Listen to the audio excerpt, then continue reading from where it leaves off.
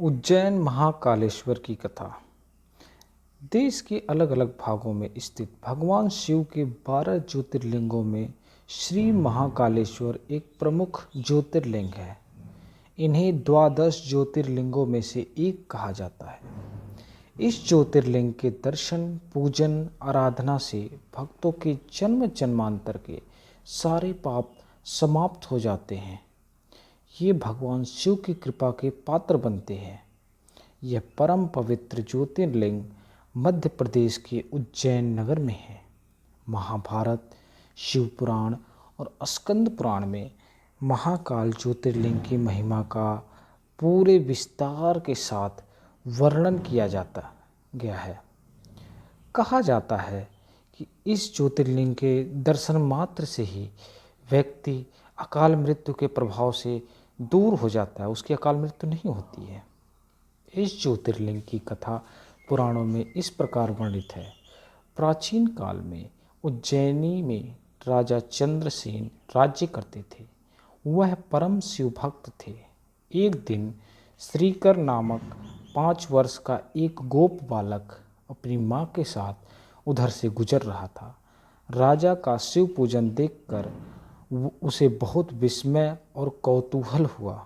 वह स्वयं उसी सामग्रियों से शिव पूजन के लिए लालायित हो उठा। वह सोचा, क्यों न मैं भी इसकी पूजा करता हूँ, भगवान शिव की पूजा मैं भी शुरू करता हूँ। वो बच्चा लालायित हो उठा। सामग्री का साधन ना जुट पाने पर लौटते समय उसने रास्ते से एक पत्थर का टुकड़ा उठा लिया। घर आकर उसी पत्थर को शिव रूप में स्थापित कर पुष्प, चंदन आदि से परम श्रद्धा पूर्वक उसकी पूजा करने लगा। वह बच्चा उसको सामने रख के उसकी पूजा करने लगा। उस पत्थर के टुकड़े को माता भोजन के लिए बुलाने आई, किंतु वह पूजा छोड़कर उठने को तैयार ही नहीं हुआ। अंत में माता ने झल्लाकर पत्थर का वह टुकड़ा उठाकर दूर फेंक दिया। इससे दुखी होकर वह बालक जोर जोर से भगवान शिव को पुकारता हुआ रोने लगा, बहुत रोने लगा और अंततः रोते रोते बेहोश होकर वहीं पर गिर पड़ा। बालक की अपने प्रति यह भक्ति और प्रेम देखकर भोलेनाथ भगवान शिव अत्यंत प्रसन्न हुए। बालक ने जैसे ही होश में आकर अपने नेत्र खोले तो उसने देखा कि उसके सामने एक बहुत ही भव्य और अति विशाल स्वर्ण और रत्नों से बना हुआ मंदिर खड़ा है। बालक बहुत ही प्रसन्न हुआ। वह खुशी खुशी मंदिर में घुस गया और मंदिर में भगवान शिव की आराधना, भक्ति और पूजा करने लगा। उस मंदिर के अंदर एक बहुत ही प्रकाश पूर्ण, भास्वर, तेजस्वी और ज्योतिर्लिंग खड़ा था। बच्चा प्रसन्नता और आनंद से विभोर होकर भगवान शिव की स्तुति करने लगा। माता को जब यह समाचार मिला तब दौड़कर उसने अपने प्यारे लाल को गले से लगा लिया।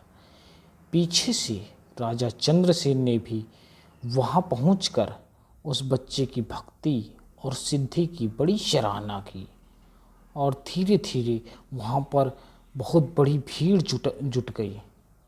धीरे धीरे यह खबर पूरे नगर द्वार सब जगहों पे फैल गई बच्चे की कथा की। इतने में उस स्थान पर हनुमान जी प्रकट हो गए।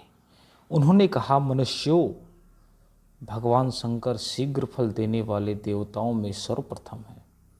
इस बालक की भक्ति से प्रसन्न होकर उन्होंने ऐसा फल प्रदान किया है जो कि बड़े बड़े ऋषि मुनि करोड़ों जन्मों की तपस्या से भी प्राप्त नहीं कर पाते। इस गोप बालक की 8वीं पीढ़ी में धर्मात्मा नंद गोप का जन्म होगा। द्वापर युग में भगवान विष्णु कृष्ण अवतार लेकर उनके यहाँ तरह तरह की लीलाएं करेंगे। हनुमान जी इतना कहकर अंतर्ध्यान हो गए। उस स्थान पर नियम से भगवान शिव की आराधना करते हुए अंत में श्री गोप और राजा चंद्रसेन शिव धाम की तरफ चले गए।